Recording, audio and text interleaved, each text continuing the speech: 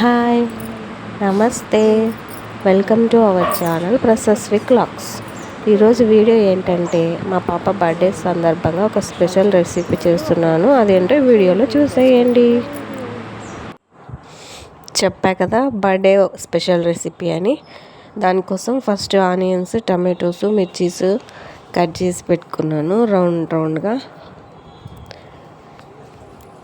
తర్వాత అల్లం వెల్లుల్లి పేస్టు, కారము, ఉప్పు, గరం మసాలా, చికెన్ మసాలా, కస్తూరి మేతి, పెప్పర్ పౌడరు, పసుపు ఇవన్నీ మొత్తం మిక్స్ చేసి పెట్టుకున్నాను.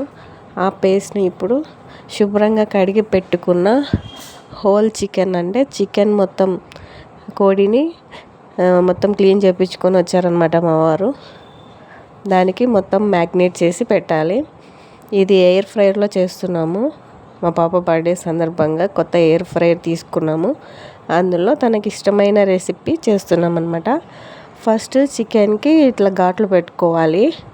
మనం గార్నిష్ చేసింది బాగా లోపలి వరకు మసాలా ఇంకే విధంగా చికెన్ మొత్తం ఇలా ఘాట్లు పెట్టుకొని మనం రెడీ చేసి పెట్టుకున్న మసాలాని మొత్తం దీనికి పట్టించుకోవాలి. దానికోసం మొత్తం ఘాట్లు పెడుతున్నారు. రెసిపీ మొత్తం మా హస్బెండే చేశారు.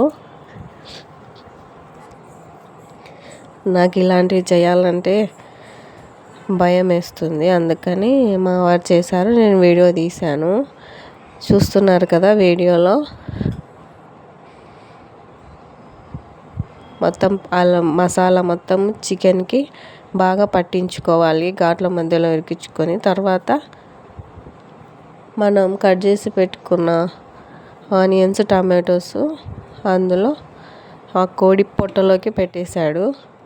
తర్వాత మ్యాగ్నేట్ చేసుకోవడానికి డీప్ ఫ్రిడ్జ్లో మినిమం 8 hours ఓవర్ నైట్ అలాగే ఉంచేస్తే చాలా బాగా మ్యాగ్నేట్ అవుతుంది.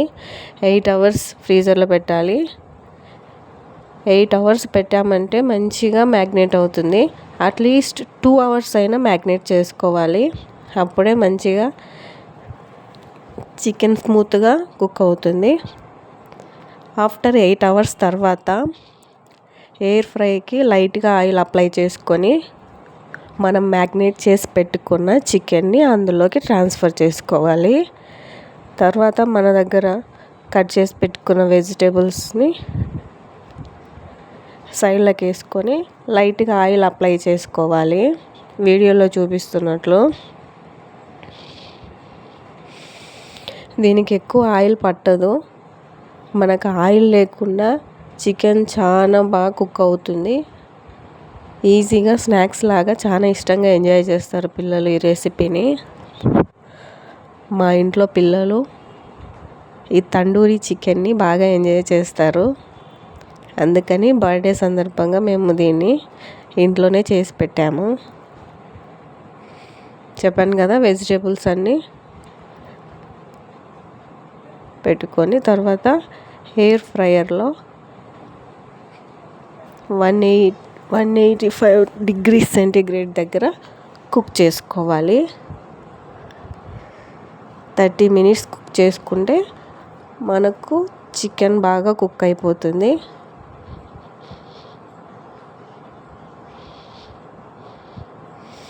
టైం సెట్ చేసి 30 minutes తర్వాత చూసారా చికెన్ ఎంత బాగా కుక్ అయిపోయిందో. జ్యూసీగా చాలా టేస్టీగా మసాలా బాగా పట్టి చాలా బాగుంది. దీనికి కాంబినేషన్గా మేము ఇంట్లో బిర్యానీ కూడా చేసాము. బిర్యానీ, ఈ తండూరి చికెన్ మా పాప బర్త్డే స్పెషల్ అనమాట. చూసారుగా వీడియో. నచ్చినట్లయితే like, share, subscribe. Thank you. Bye.